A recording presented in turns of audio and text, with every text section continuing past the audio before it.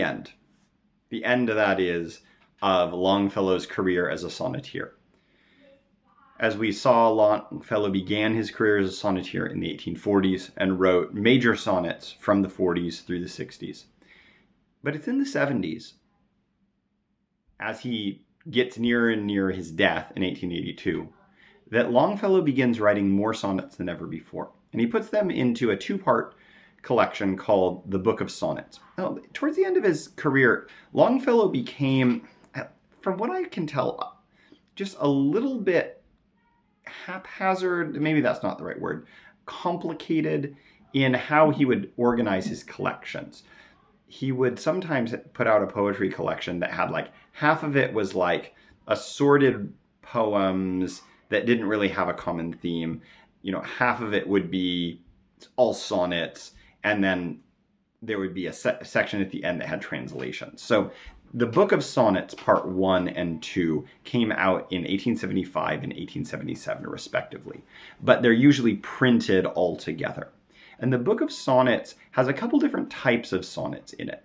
One of the most interesting types of sonnets in the Book of Sonnets are sonnets that he wrote about other poets. He has a poem on Chaucer, on Shakespeare, on Keats, and he's interacting with and kind of creating a conversation over the tradition with these poets. And I want to look at his sonnet on Shakespeare, partly because we've already looked at Shakespeare, and Shakespeare is such an influential writer both on Longfellow and on the whole sonnet tradition.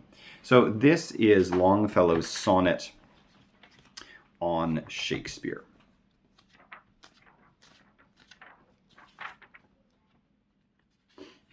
A vision as of crowded city streets with human life in endless overflow, thunder of thoroughfares, trumpets that blow to battle, clamor in obscure retreats, of sailors landed from their anchored fleets, tolling of bells in turrets, and below, voices of children, and bright flowers that throw o'er garden walls their intermingled sweets.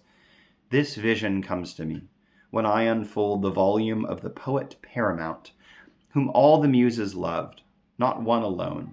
Into his hands they put the lyre of gold, and crowned with sacred laurel at their fount, placed him as Musagetes on their throne.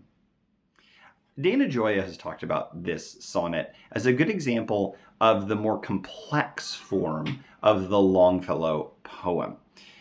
I think Longfellow has both complex and simple sonnets and poems. And one of the things that Gioia talks about is that the relationship between the grammatical units and the line units are very complicated. And he points out this tolling of bells and turrets, and below, voices of children and bright flowers that throw o'er garden walls their intermingled sweets. You have two lines, that tolling and voices line, that are enjammed. Their grammatical structure kind of forces you to go down to the next line, and the pauses in the grammatical structures are actually in the middles of the lines. The tolling bells of turrets, comma, and below, end of line, voices of children, comma, and bright flowers that throw, end of line, or garden walls their intermingled sweets. So he's contrasting the ends of grammatical units, these phrases like tolling of bells and turrets and voices of children. He's ending those in the middle of the lines, and at the end of lines, he's getting us to the middle of another grammatical unit. This is more complex. It creates a little bit of mystery as we read the poem. We're not really sure where the grammar's going.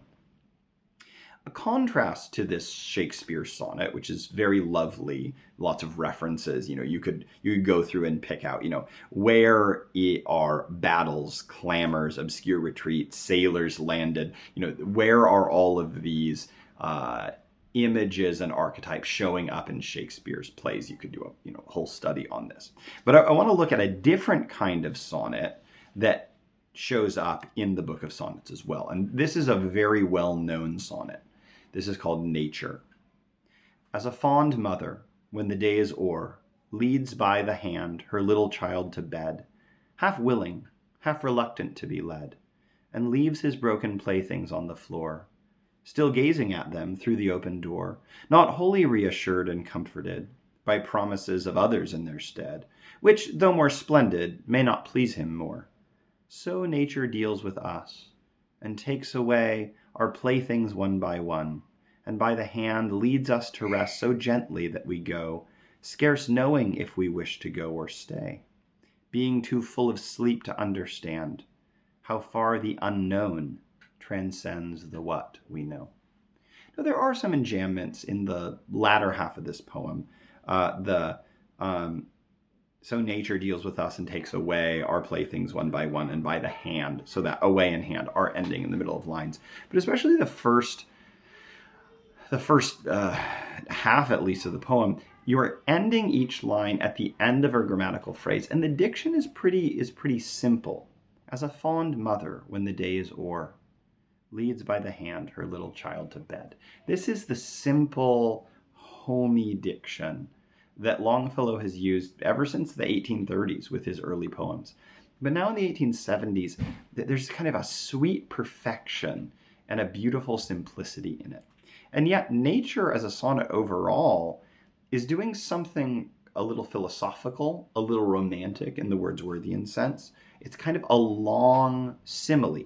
As a fond mother treats a child like this, so nature deals with us. And it's actually a pretty melancholy message. So nature takes away our playthings one by one and leads us to rest gently. This is a poem meditating on death again. You know, we go all the way back to Mesokamin. The cataract of death was far thundering from the heights. Death seems nearer now, but also nature seems sweeter. Nature is a fond mother, and we are too full of sleep to understand how far the unknown transcends the what we know. The unknown is coming. We don't really get it, but nature deals with us that way. It takes away our playthings. It's a lovely and melancholy meditation from one of our great American poets. And at the end of his life, he has these poems which, like the Shakespeare poem, are kind of dealing with all these images from literature, or like the nature poem, are giving a much more simple, and I would argue a very American approach to diction and meditation on the relationship between the soul's journey and the life of the American home. So as Longfellow finished out his career with sonnets, he has this book of sonnets in two parts that's worth checking out, and you'll find both kinds of sonnets here. And Longfellow as a sonneteer really showed that he could have a final flowering, even, in his last 5 years of life, as he created a sonnet tradition that would inspire and be a bit of a gauntlet thrown down to later writers. Hey, can you achieve what I achieved? Can you too write a whole book of sonnets? Others would answer the call, but Longfellow stands and remains as one of our greatest sonneteers, both in America and in the English language itself. Thanks.